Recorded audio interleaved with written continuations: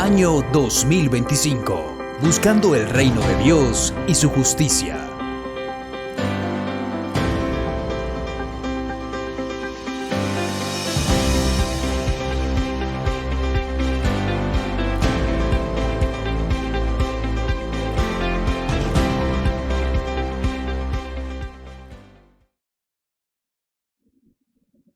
Mateo 6, verso 33.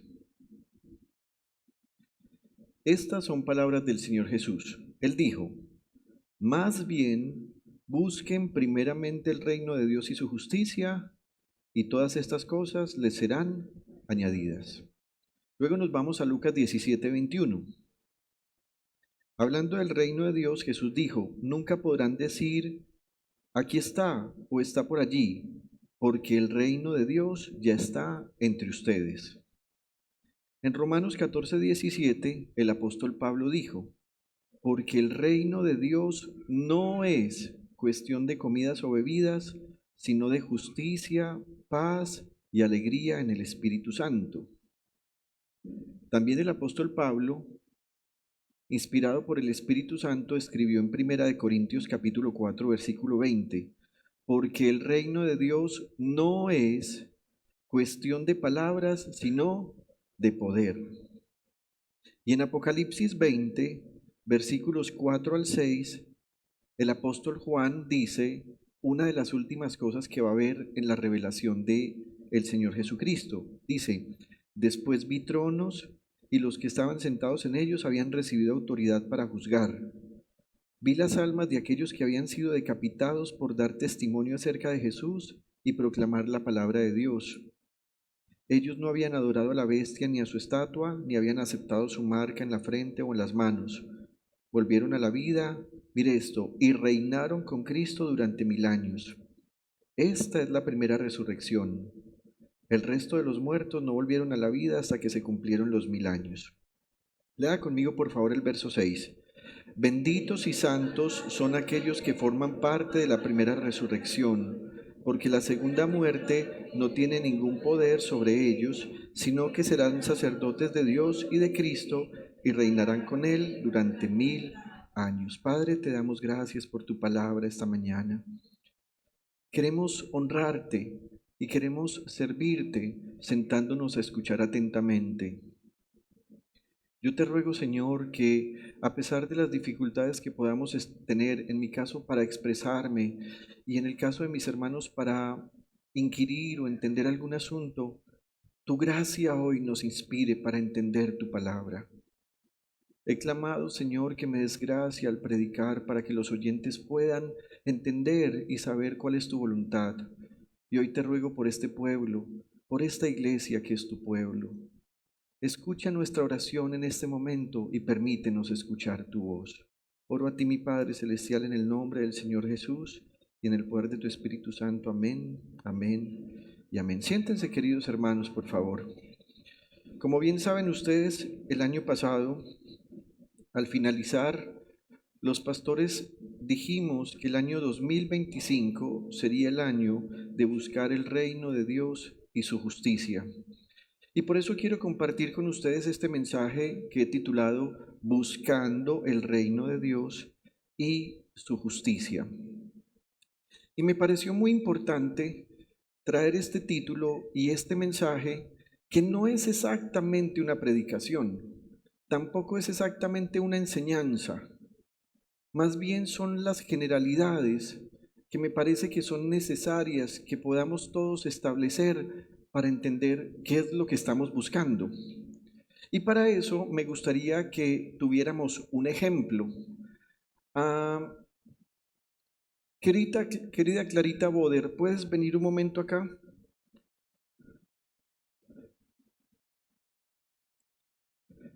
Te voy a hacer subir y te voy a hacer bajar. Clarita, necesito que me hagas un favor. Ve y buscas a Henry y le dices que me traiga o que me mande contigo unos INEARS. INEARS, él entiende, sí. Así que ve rápidamente. ¿Dónde, Henry?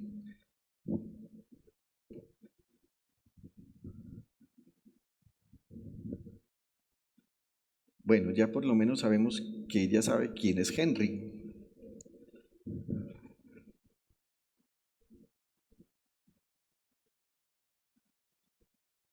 A ver, Clarita, ¿qué me trajiste? No, yo te dije que unos INEARS, pero él te entregó eso. Ah, te voy a explicar para que él no te haga ir y volver. ¿Listo? ¿Sabes qué son unos INEARS? ¿Te has dado cuenta que cuando los músicos estamos tocando usamos unos audífonos especiales? Esos son los INEARS. Este es un micrófono. Los audífonos van en el oído. Entonces dile a gente que por favor me envíe los INEARS. Vamos a ver cómo nos va esta vez.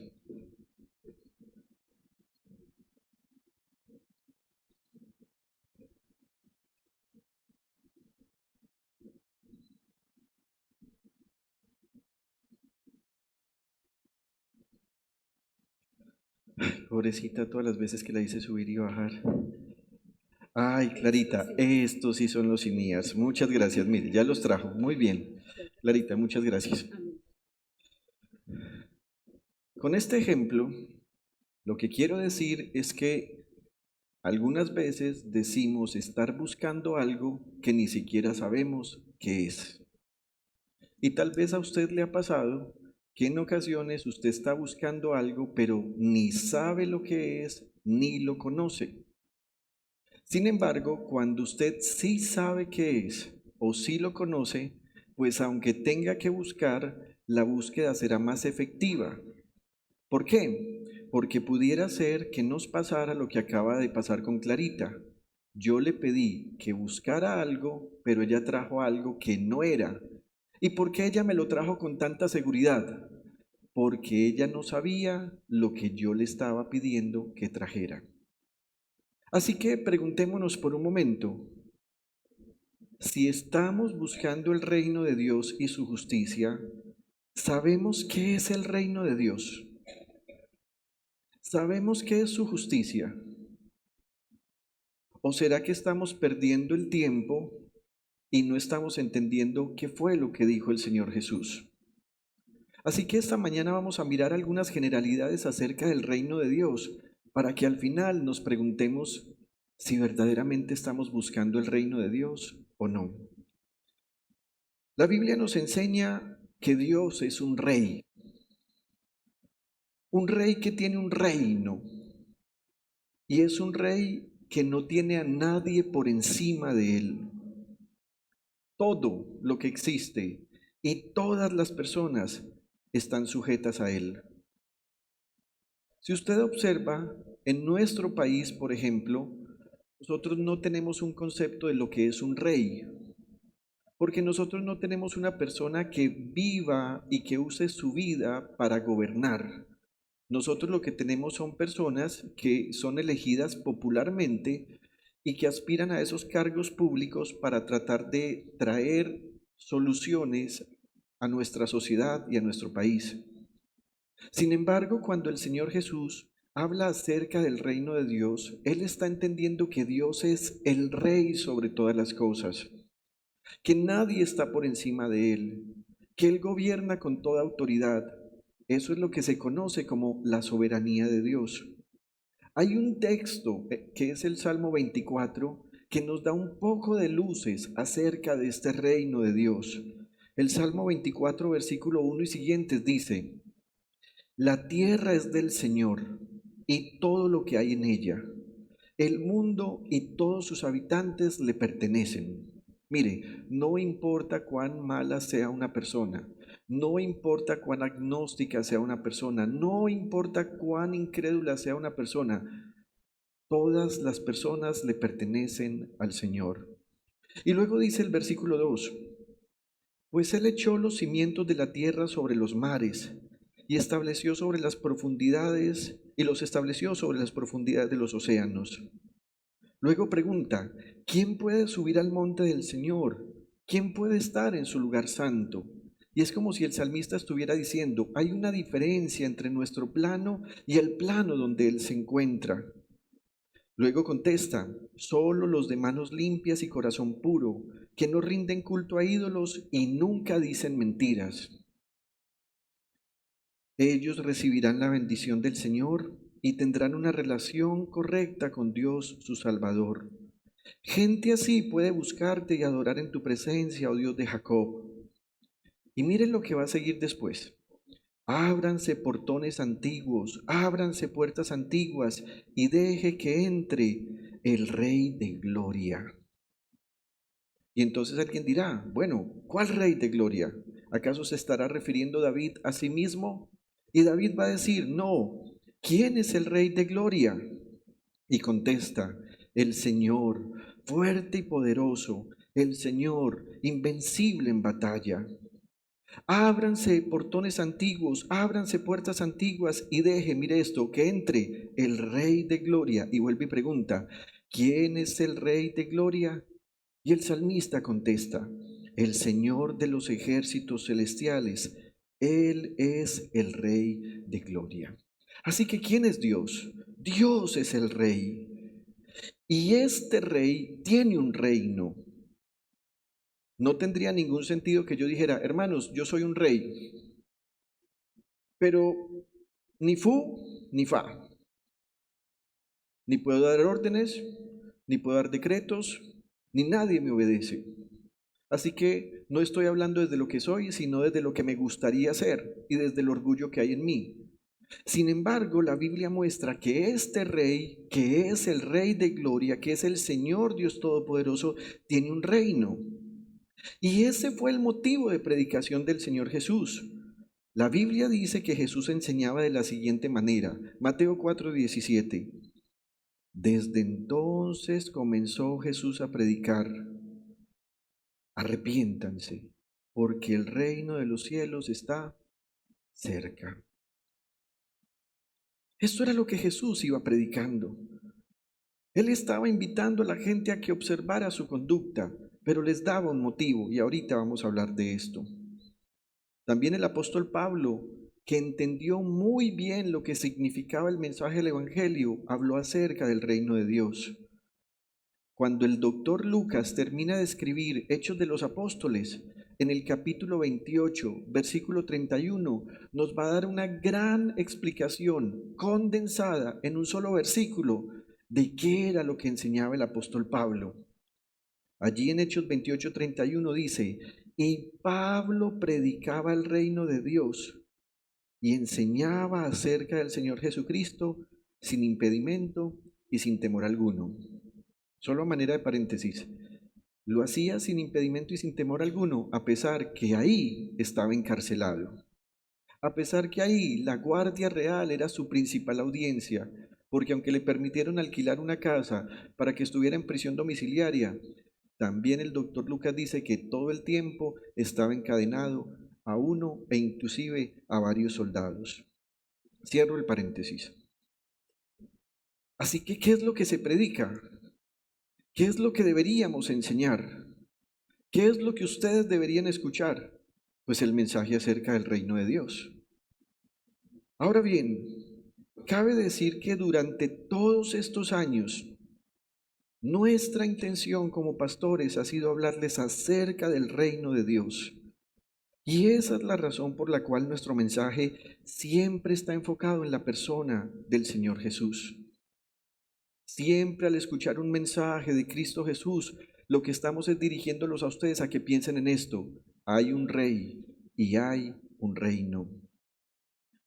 Mi intención como pastor siempre ha sido enseñar. No soy un maestro, pero mi intención es esa, enseñar. Y al enseñar no he procurado otra cosa que presentar al Señor Jesús como Rey de su reino.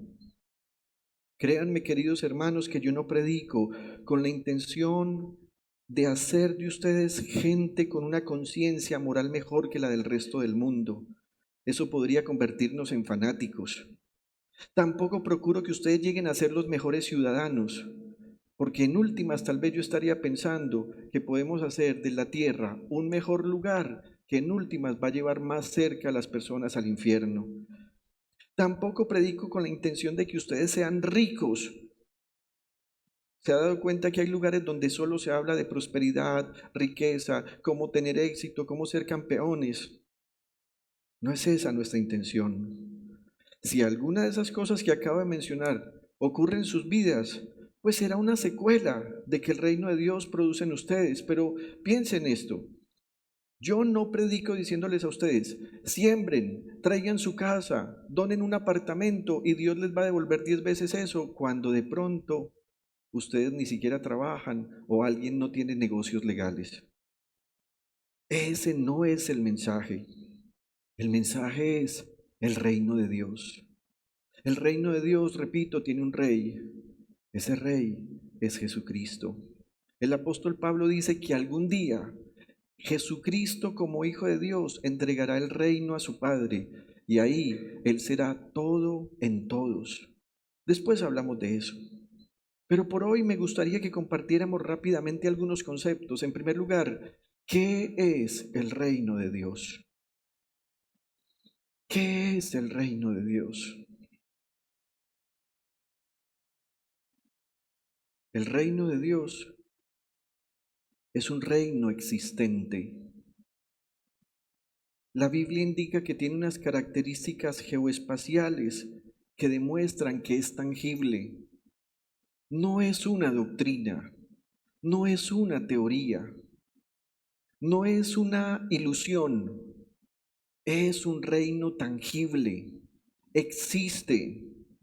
Permítame menciono algunos textos bíblicos que están en Hebreos. Vamos a estar en el capítulo 11, 12 y 13 de Hebreos. En el capítulo 11, por favor, diríjase conmigo al versículo 13. Voy a permitir que los que están abriendo su Biblia tengan tiempo para hacerlo. Hebreos capítulo 11, versículos 13. Y allí vamos a leer hasta el verso 16. Dice, todos ellos vivieron por la fe. Está hablando de los que conocemos como héroes de la fe. Esa lista grande de personas que Hebreos menciona en los primeros versículos. Allí se habla desde Abel, Abraham, Moisés y una lista interminable al punto que el escritor dice, no puedo pararme ni detenerme a contar lo que hicieron todas estas personas. Entonces dice, todos ellos vivieron por la fe y murieron sin haber recibido las cosas prometidas. Más bien las reconocieron a lo lejos. Y mire esto, confesaron que eran extranjeros y peregrinos en la tierra. Esta expresión peregrinos y extranjeros significa que alguien reconoce que está en un país que no es el suyo, pero que está tratando de llegar, ya sea caminando o en algún medio de transporte, a su país de origen. Donald, qué pena contigo, Donaldo. Hace 8 días nos dijiste que llevabas como 50 años en Colombia. ¿Te sientes más norteamericano o te sientes más colombiano? Depende. Si está allá, se siente de allá. Y si está acá, se siente de acá. ¿O qué piensas tú?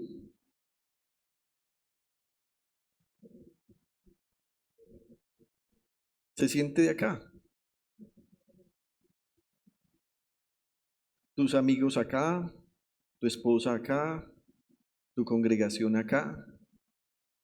Pero uno no ve a Donaldo diciendo cada 8 días o cada que nos vemos, uno no lo ve diciendo, no veo la hora de irme para mi país. No, él está acá como si estuviera en su propio país. De hecho, cuando viaja a su propio país, lo que él me dice es, vamos a salir a descansar o vamos de vacaciones. ¿Y eso qué significa? Que él tiene planteado ir para regresar. Pero aquí el escritor está diciendo que no somos de acá. Los que en los últimos días salieron a vacaciones y estuvieron en otras ciudades, ustedes empacaron ropa, ustedes empacaron sus zapatos, su crema dental, a algunos se les quedaron cosas, fueron, pasearon, disfrutaron, pero en últimas sabían que tenían que regresar a su hogar y querían hacerlo. Lo que el texto está diciendo es, estamos en esta tierra, pero no somos de acá. No pertenecemos acá. ¿Se ha dado cuenta que inclusive algunas veces, por más deliciosas que sean las vacaciones, uno ya quiere llegar a su casa? Hay momentos en los que ya uno está cansado.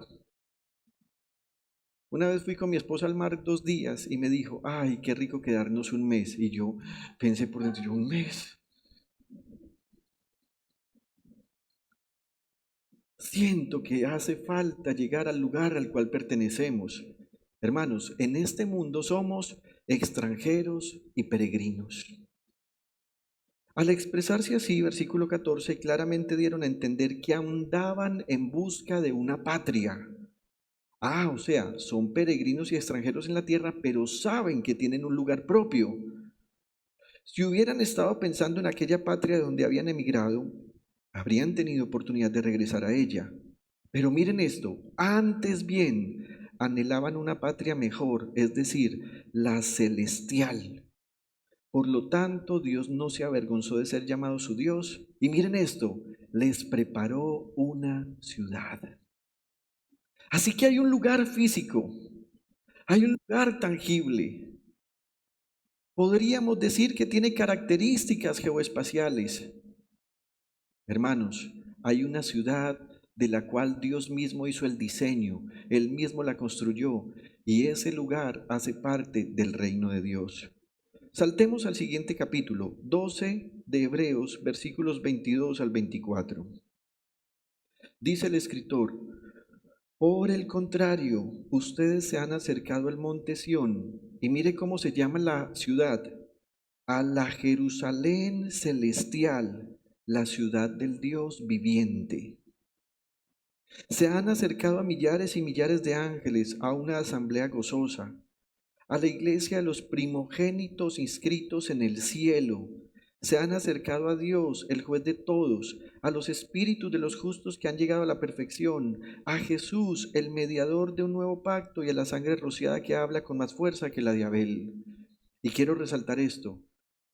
Nuestro lugar al cual estamos caminando y por el cual estamos haciendo esta búsqueda del reino de Dios, aquí el escritor la llama Jerusalén celestial, ciudad del Dios viviente.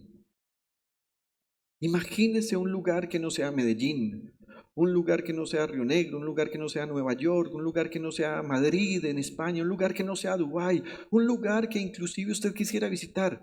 No se trata de un lugar así. Este país, esta ciudad, esta patria que Dios ha construido está en un lugar que es el cielo y Dios mismo la ha preparado. Saltemos un momento al capítulo 13, versículos 12 al 14. Dice, por eso también Jesús, para santificar al pueblo mediante su propia sangre, sufrió fuera de la puerta de la ciudad. Por lo tanto, salgamos a su encuentro fuera del campamento llevando la deshonra que él llevó. Y reitera el escritor, pues aquí no tenemos una ciudad permanente, sino que buscamos la ciudad venidera.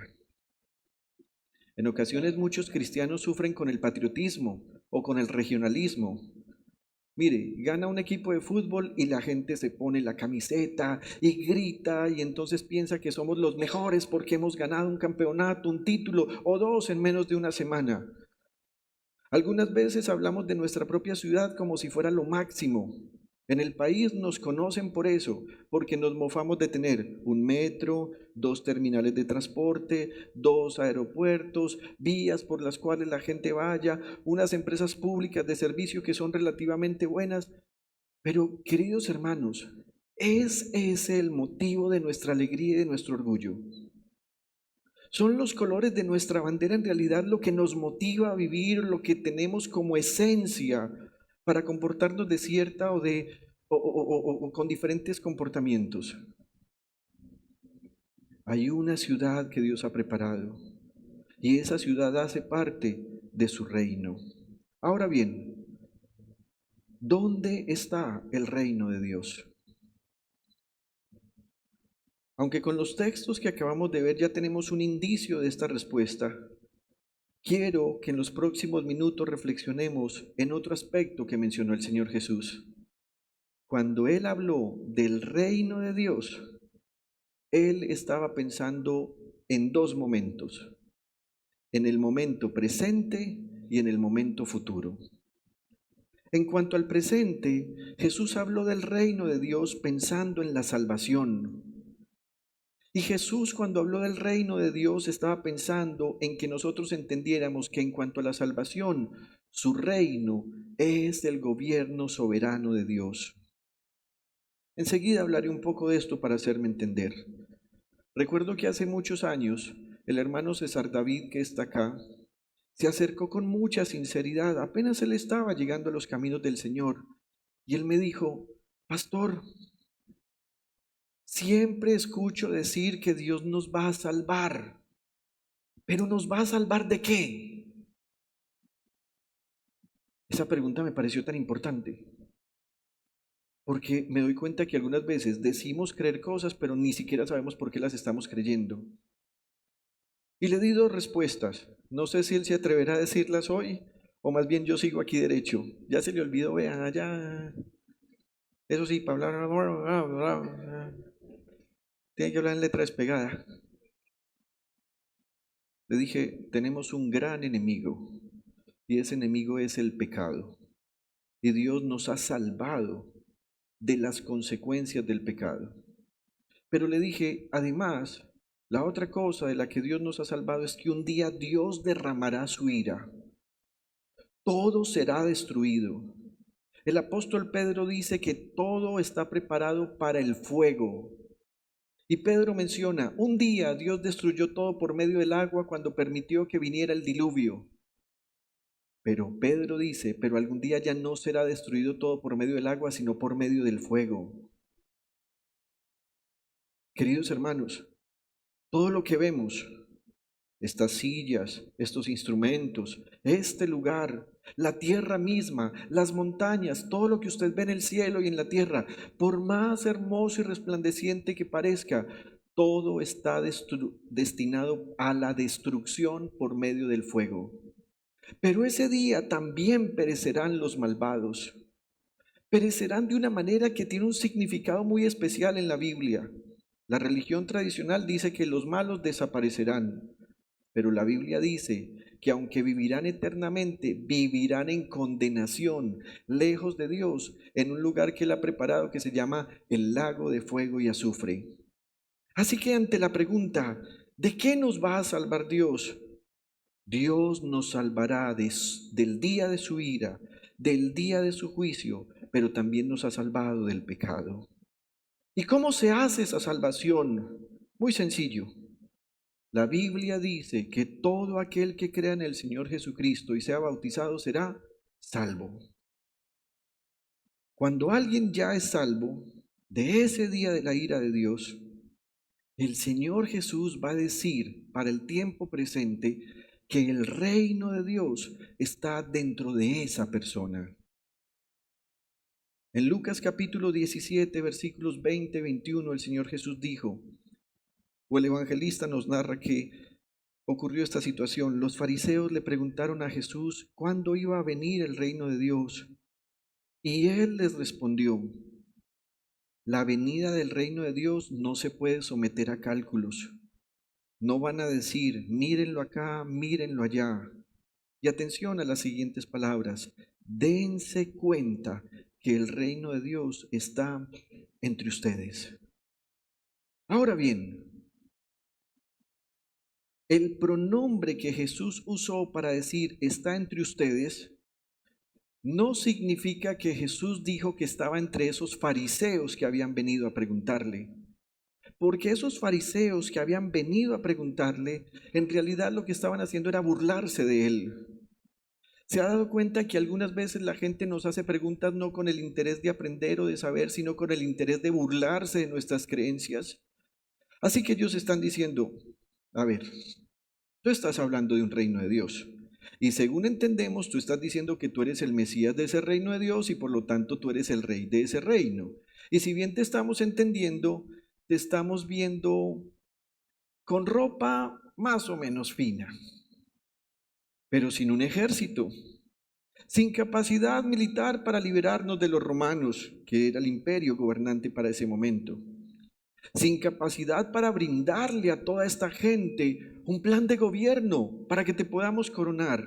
Así que cuéntanos, ¿se demora mucho tu reino en llegar? El Señor sabe que ellos se están burlando de Él o que tratan de hacerlo con esta pregunta. Y el Señor les va a decir, amigos, el reino de Dios está entre ustedes. Y no quiso decir dentro de ustedes los fariseos, sino más bien en el corazón de aquellas personas que creen en mí. No dijo que estaba entre ellos. Lo que quiso decir es, si alguien cree en mí, en ese instante el reino de Dios está dentro de esa persona. Pero hay una expresión sumamente importante acá. Jesús dijo, dense cuenta. Y cuando Jesús dijo, dense cuenta, lo que el Señor está diciendo es, despejen la mente, limpien su manera de pensar, abran su entender, renueven su mente, transformen su manera de pensar, aprendan a pensar nuevos pensamientos, despójense de sus creencias antiguas que están equivocadas. Así que hay una primera respuesta. En el presente, el reino de Dios está dentro de aquellos que creemos que Jesucristo es nuestro Señor y Salvador. Pero la Biblia no menciona que solamente el reino de Dios se manifiesta de esa manera. La Biblia menciona que el reino de Dios también tiene un lugar en el futuro, un momento en el futuro. Ya vimos cómo se manifiesta el reino de Dios en el presente. Está en nuestro corazón, en el corazón de los que hemos creído en Cristo Jesús y su mensaje del reino de Dios. Pero también la Biblia menciona que este reino de Dios es un reino, y lo diré entre comillas, reino terrenal físico. Y diré terrenal físico porque es terrenal en cuanto a que la Biblia dice que aunque estos cielos y esta tierra desaparecerán, Dios hará que su ciudad se establezca sobre un cielo nuevo y una tierra nueva que es tangible, física y real. Miremos algunos textos acerca de este nuevo cielo y nueva tierra. En Isaías capítulo 65, verso 17 dice, presten atención, que estoy por crear un cielo nuevo y una tierra nueva. No volverán a mencionarse las cosas pasadas, ni se traerán a la memoria. Hace unos 2600 años Dios usó a un hombre, el profeta Isaías, para hacer una declaración. Y esa declaración contenía una promesa que sinceramente, hermanos, sinceramente, queridos amigos, les diré, no alcanzo a imaginarme en mi mente cómo será esto. La Biblia dice detalles como estos. Por ejemplo, cuando ocurre el gran juicio del trono blanco, la Biblia dice que el cielo y la tierra y las islas saldrán corriendo de la presencia del Señor y desaparecerán. Yo no alcanzo a imaginarme cómo será eso. No alcanzo a pensar cómo será este planeta Tierra desapareciendo de la presencia del Señor. No sé físicamente qué ocurrirá para que eso ocurra. ¿Terminará la gravedad? La gravedad que hace que este planeta se sostenga sobre el cosmos. Yo no alcanzo a imaginar eso. Pero lo que sí les puedo decir es que Dios ha hecho una promesa, y es que un día Él traerá un cielo nuevo y una tierra nueva. En el mismo capítulo, en el mismo libro de Isaías, capítulo 66, versículo 22, dice, porque así como perdurarán en mi presencia el cielo nuevo y la tierra nueva que yo haré, así también perdurarán el nombre y los descendientes de ustedes, afirma el Señor. El apóstol Pedro también lo mencionó, y en su segunda carta, capítulo 3, versículo 13, dice, pero según su promesa, esperamos un cielo nuevo y una tierra nueva en los que habite la justicia. ¿Espera usted esto? Hermanos, esta debería ser nuestra verdadera esperanza. Ahorita el pastor hizo mención de la familia pastoral que acaba de ser asesinada en Aguachica, Cesar. El impacto que esto generó, como lo dijo el pastor, sobre nosotros fue muy grande. Tantas explicaciones no dadas, tantas eh, versiones que no nos indican hacia un lugar específico la investigación, ni siquiera hay personas capturadas, versiones que se contrarían entre ellas.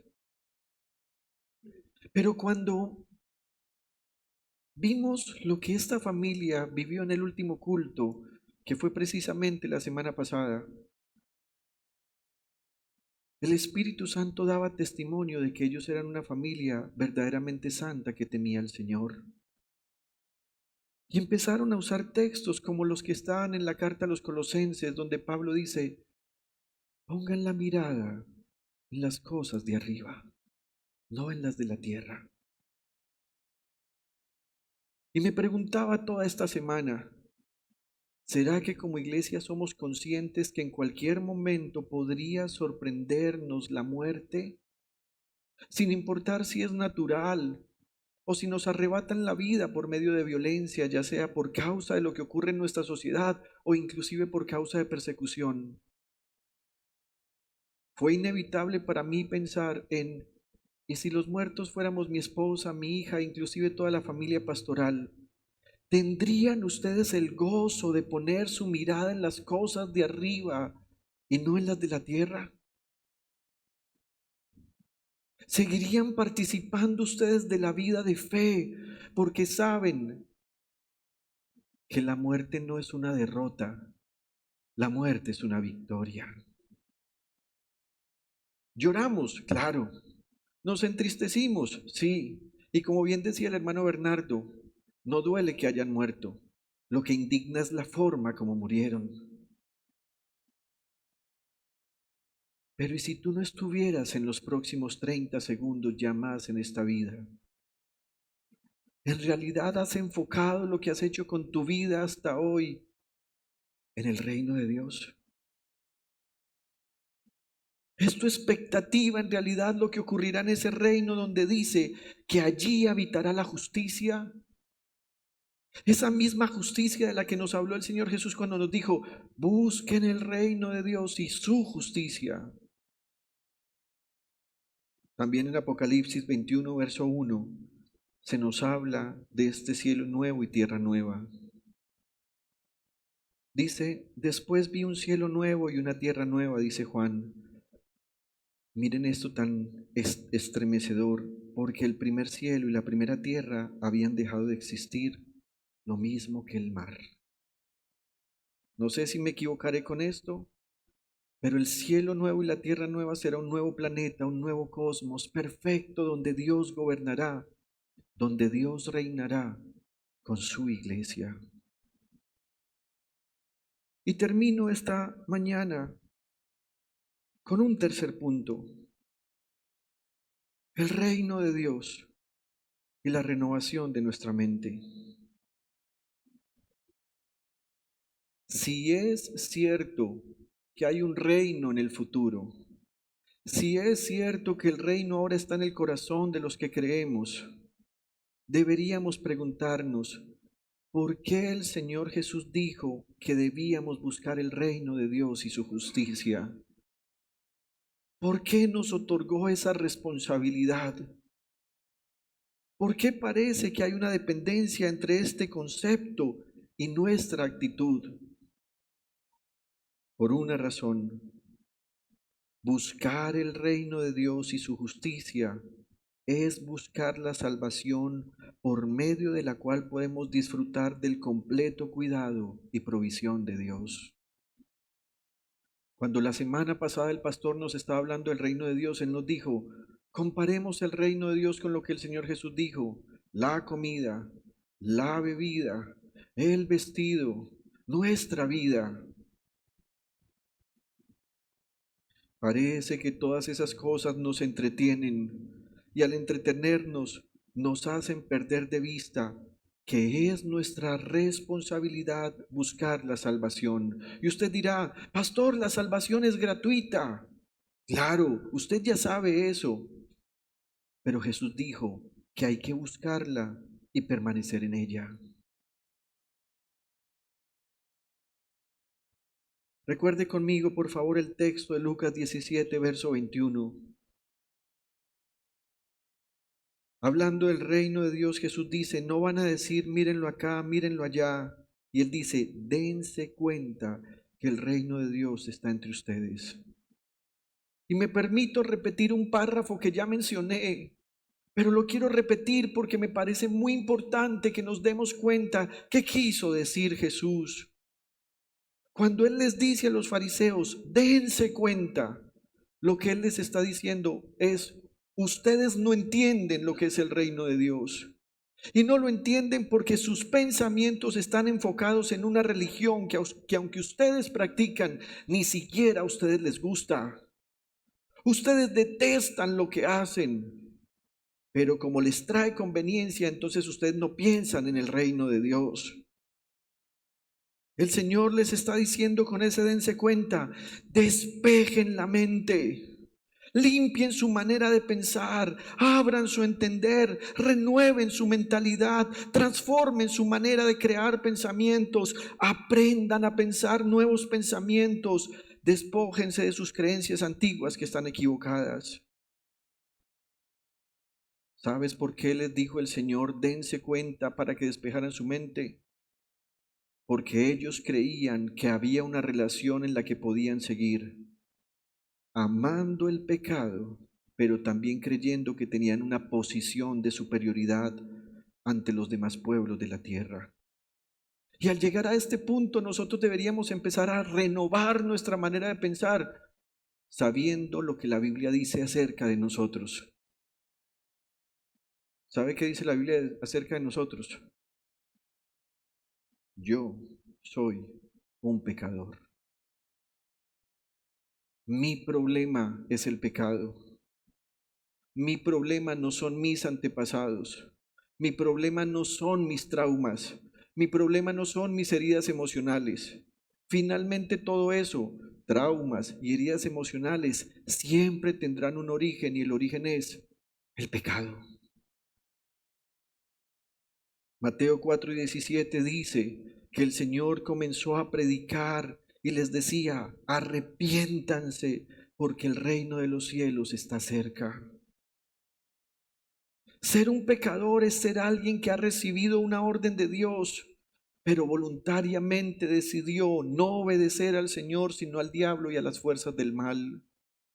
El apóstol Pablo en Efesios y en Romanos usa dos conceptos diferentes. Él va a decir que hay pecado y transgresión.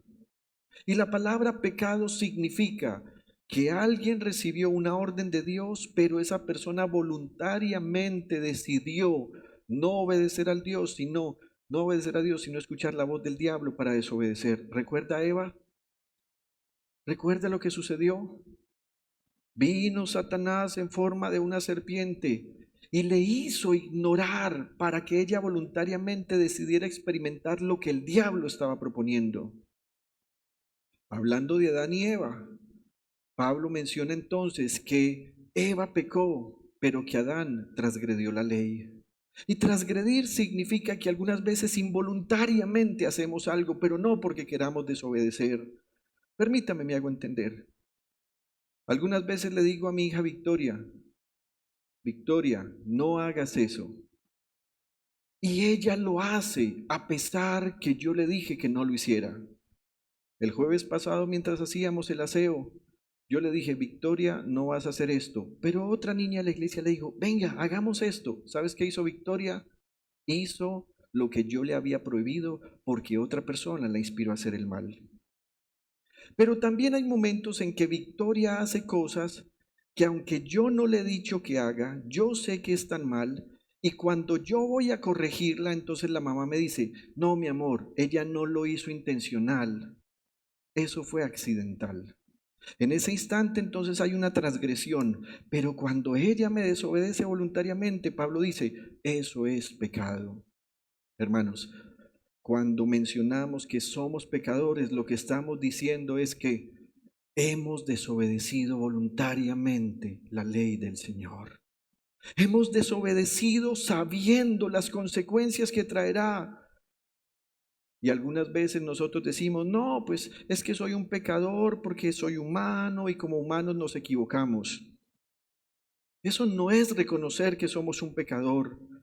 Ser un pecador es tener claro que hemos violado los mandamientos de Dios y lo hemos hecho porque el diablo y sus huestes nos dijeron que no era necesario obedecer porque tenemos que disfrutar la vida, tenemos que aprovechar las oportunidades, tenemos que sobrevivir a toda costa, tenemos que ser maliciosos para ir a la delantera, tenemos que darle gusto a los apetitos de nuestros deseos. Hermanos, somos pecadores. Considerarse a sí mismo buena persona, buen ser humano, mejor persona porque mis pecados no son de inmoralidad, mejor que los demás porque no autopercibo mis pecados de conducta y actitud. Considerarnos un individuo sobresaliente porque seguimos disciplinas con facilidad. Nos levantamos, madrugamos, llegamos a tiempo, hacemos nuestro trabajo y nos vamos. O creernos mejores porque somos un sujeto que hace obras de caridad para favorecer a otros que normalmente no son más que para alimentar nuestro orgullo y nuestro ego. Esas y cosas parecidas son el primer obstáculo para renovar nuestra manera de pensar. Si usted quiere renovar su manera de pensar, lo primero que usted debe entender es, soy un pecador necesitado del perdón del Señor. Ahora bien, cuando leemos en Mateo 4, versículo 17 que Jesús decía, arrepiéntanse porque el reino de los cielos está cerca, el mensaje de arrepentimiento no era tan simple como decirle a alguien, oye, arrepiéntete. Arrepentimiento es una palabra con una tremenda profundidad en su interior y tiene en sí misma el objetivo y actividad principal de cambiar a aquellas personas que reciben el Evangelio. Permítame mencionar rápidamente algunas cosas y no profundizaré, sino que en los próximos días tal vez compartiré un poco de esto. Cuando Jesús decía arrepiéntanse, lo que él estaba diciendo con arrepiéntanse implicaba un cambio total del modo de pensar.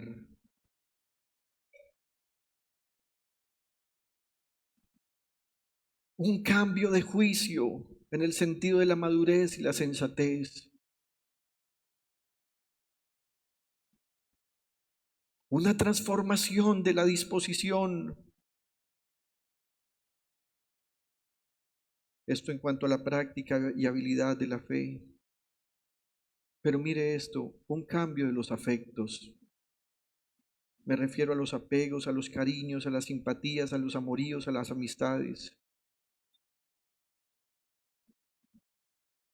Cuando Jesús decía arrepiéntanse, Él está diciendo, tengan una inclinación diferente y mejor de su alma. Jesús les decía, consideren sus caminos.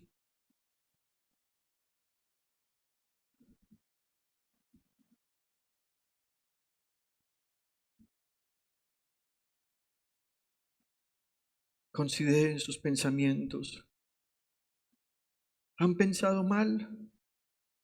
Entonces piensen de nuevo, pero piensen bien.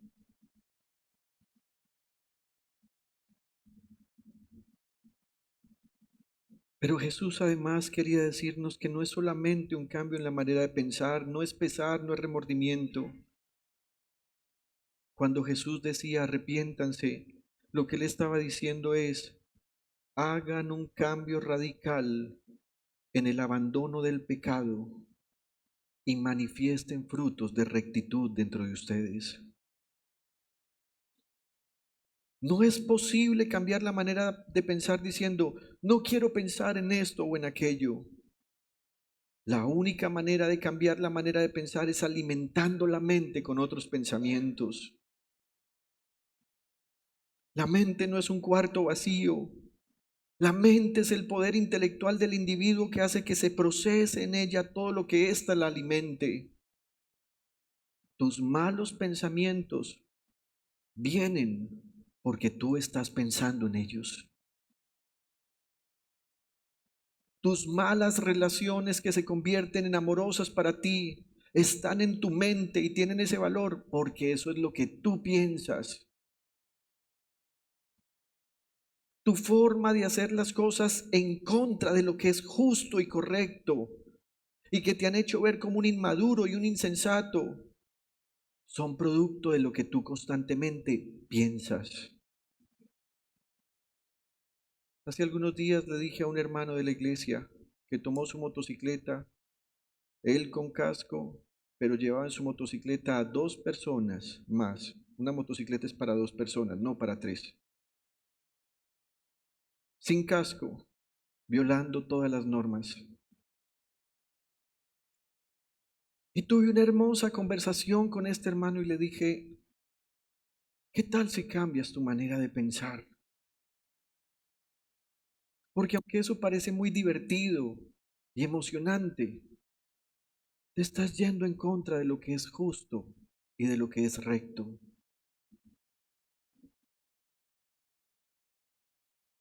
¿Cuántas veces hemos escuchado la voz del Espíritu Santo por medio de Pablo diciéndonos, tengan cuidado con las personas que se relacionan, porque las malas compañías corrompen las buenas costumbres, pero insistimos en tener esas malas compañías?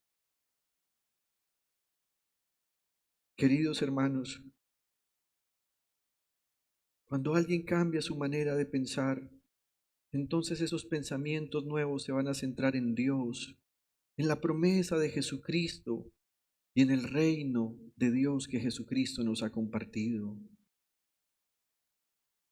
Jesús sabía por las acciones pecaminosas de la gente que ellos no pensaban en Dios ni en el Mesías, que para ese momento era una promesa. Jesús sabía que lo que la gente consideraba acerca del reino de Dios es que Israel sería un imperio al que todas las naciones rendirían impuestos y adoración, porque el Mesías sería tan fuerte que acabaría a los romanos con toda pompa, fuerza y poder. Jesús sabía que ellos no entendían que no se trataba del imperio romano, se trata del imperio del pecado y la muerte, que a ellos y a nosotros durante mucho tiempo nos tuvo atrapados completamente, a ellos en una religión que no amaban, aunque les hacía ser una nación con un alto nivel de patriotismo, y a nosotros con una ambivalencia entre el placer por el pecado y el querer estar cerca de la presencia del Señor. Queridos hermanos, Jesucristo ya venció el imperio que nos dominaba. Ese imperio del pecado, del infierno y de la muerte ya tiene un vencedor sobre él. En Apocalipsis 1, versículo 17 y 18 dice, al verlo, caí a sus pies como muerto, pero él poniendo su mano derecha sobre mí me dijo, no tengas miedo, yo soy el primero y el último, y el que vive. Estuve muerto, pero ahora vivo por los siglos de los siglos, y tengo las llaves de la muerte y del infierno. Ese es el rey de este reino. Permítanme terminar con estas conclusiones que hoy llamé pensamientos dulces. ¿Cómo podemos renovar nuestra manera de pensar?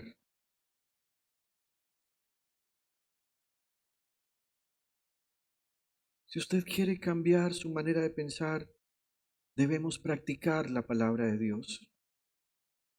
¿Y cómo lo podemos hacer? En primer lugar, confronte si lo que usted piensa se ajusta a lo que Dios dice en su palabra.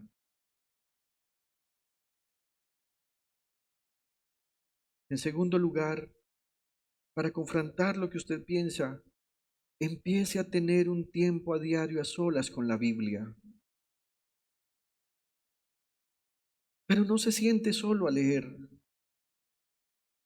Más bien entienda que cuando usted lee la Biblia, lo que está haciendo es renovando mente. Permítame, le pongo un ejemplo. Cuando yo era niño y ya muy jovencito, yo tenía una fea costumbre que a mí me agradaba, pero le molestaba a mi mamá y a mi hermana. Por donde mi mamá y mi hermana pasaban, ¡pum!, yo les tocaba las caderas. Y pasaban y ya no solamente se las tocaba con una palmada, sino que les hacía guñín, guñín, ñin, ñin. Pero luego empecé a sobrepasarme y ahora ya no solo eran las nalgas, eran las partes íntimas. Ellas se ofendían, me lo dijeron, me regañaron, me amenazaron con castigarme y yo no lo hacía, yo no cambiaba. Pero un día estábamos haciendo nuestro altar familiar en la noche y mi padre estaba leyendo la escritura y precisamente en el Salmo 24 que acabamos de leer ahorita, él leyó: ¿quién subirá al monte del Señor y quién estará en su lugar santo? Y el siguiente versículo impactó mi vida, porque el siguiente versículo dice: el de manos limpias y corazón puro. Y cuando él leyó ese texto, inmediatamente yo sentí la voz de Dios diciéndome: tienes las manos sucias porque haces algo que a ellas no les agrada. Yo recuerdo que esa noche, luego de leer, todos teníamos la costumbre de arrodillarnos alrededor de la cama de mis padres y empezamos a orar. Y yo empecé a tener una tremenda lucha. Yo sabía que tenía que pedir perdón, pero ¿cómo podía acercarme a pedir perdón diciéndoles lo que ellos tanto tiempo me habían dicho que no hiciera y lo que estaba ocurriendo en la palabra de Dios? Y yo empecé a llorar delante del Señor. Cuando terminamos de orar, yo dije: la única forma de resolver esto es diciéndolo. Y les dije a todos: por favor, préstenme atención. Mamá, Claudia, necesito pedirles perdón. Esta noche el Señor me ha hablado con su palabra y me ha dicho que lo que venía haciendo no estaba bien. Y les expliqué con claridad.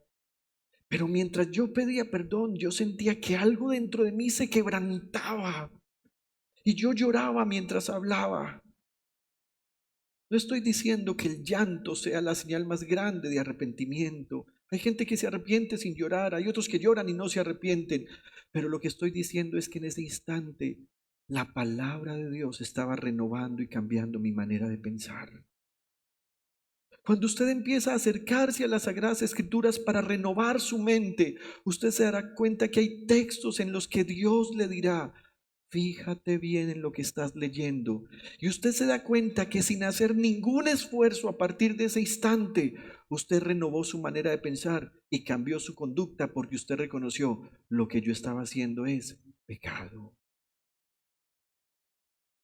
Pero también quiero decirle, si usted ya sabe que está actuando de una manera contraria a lo que Dios dice en su palabra, arrepiéntase, cambie su manera de pensar. Piense bien y piense nuevos pensamientos. Si usted insiste en que usted va a dañar un matrimonio a costa de lo que sea, que no es su matrimonio o tal vez el suyo propio, usted necesita arrepentirse, porque ese no es el pensamiento de Dios para usted. En último lugar, quiero invitarlo a que en los próximos días reflexione en estos textos. El Salmo 119, versículos 9 al 16 dice: ¿cómo puede el joven llevar una vida íntegra?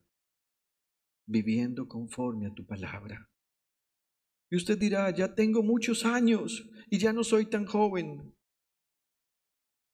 No importa cuánta edad usted tenga, la palabra del Señor tiene poder para limpiarle, sin importar su edad.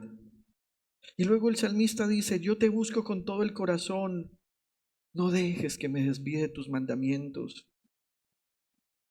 En mi corazón atesoro tus dichos para no pecar contra ti. Bendito seas, Señor, enséñame tus decretos. Con mis labios he proclamado todos los juicios que has emitido. Me regocijo en el camino de tus estatutos más que en todas las riquezas. Recuerda cuando el Señor Jesús dijo: ¿por qué se preocupan por lo que han de comer, beber, por lo que han de vestir? Es este mismo texto dicho de otra manera. Jesús lo que estaba diciendo es: regocijémonos en su palabra. El versículo 15 y 16 terminan diciendo: en tus preceptos medito, en tus preceptos pienso, no solo los leo, sino que permito que esos preceptos cambien mi manera de pensar, y pongo mis ojos en tus sendas. En tus decretos hallo mi deleite. Y mire esto: y jamás olvidaré tu palabra.